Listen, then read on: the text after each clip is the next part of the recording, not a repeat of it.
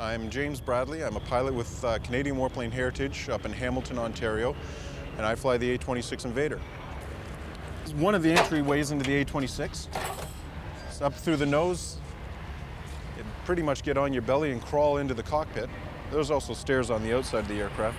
The plane at its highest point is 19 feet.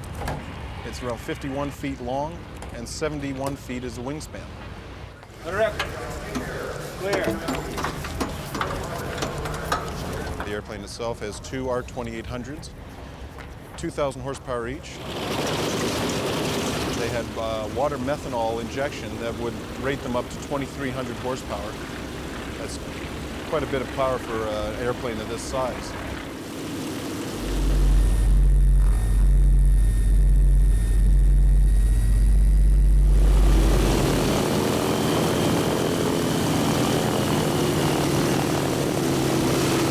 The paint scheme on the airplane is French air resistance based in Indochina in 1953.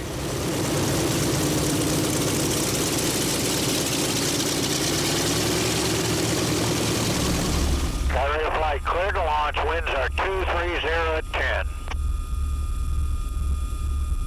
Flight's rolling.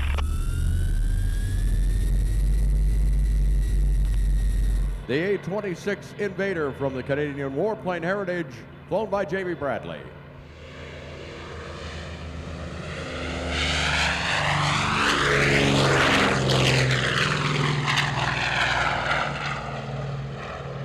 The A-26 had a crew of 3. The pilot would sit here, the navigator bomb aimer would sit beside him, and the gunner would sit in the back. He controlled 2 turrets, one upper, one lower, both having 2 50 caliber machine guns. A-26, you're clear. The aircraft would carry 4,000 pounds of bombs. It would also have the firepower of 18 50 caliber machine guns pointed forward. That's with the utility nose and the gun packs under each wing. They're also able to take the upper turret and strafe that forward as well. So 18 guns pointed forward, that's some pretty good firepower. Here's the A-26. Look at that thing hustle.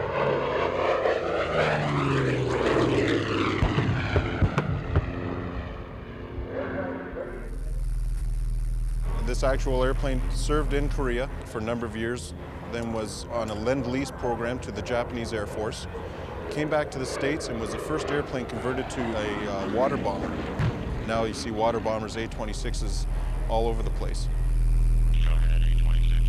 A-26, we're starting to run now. From left to right, we have our master ignition, all our electronics, nav lights, radio master, our radio package, and over here we have airspeed indicator, altimeter, basic instruments. All our engine instruments are down this side. Throttles, prop control, mixtures. It's very comfortable for the pilot. It's very fighter-like. It's a 5-point harness. You're part of the airplane when you're sitting here. It's a nice airplane. It's got the speed of a fighter. It will out-accelerate anything on the ground here on takeoff, and it will cruise with fighters.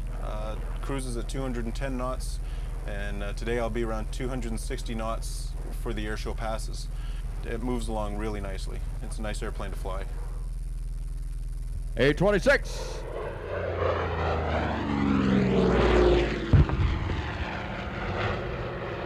Now that is pyrotechnics. A-26, clear to land. Mike will be out of your way. Winds are 230 at 5. A-26, roger. And O2, call your base. O2 starting the base now. Okay, you're clear to land behind the A-26. I fly commercially as a profession, and it's nice to get back in the old airplanes, just the fly-by-feel, grassroots flying.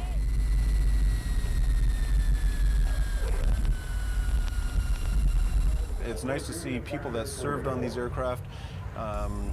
It's nice to see people from World War II, Korea, and Vietnam come up and say that they haven't seen one of these since they served, that I did a great job. That's what it's all about, taking the airplanes back to the people.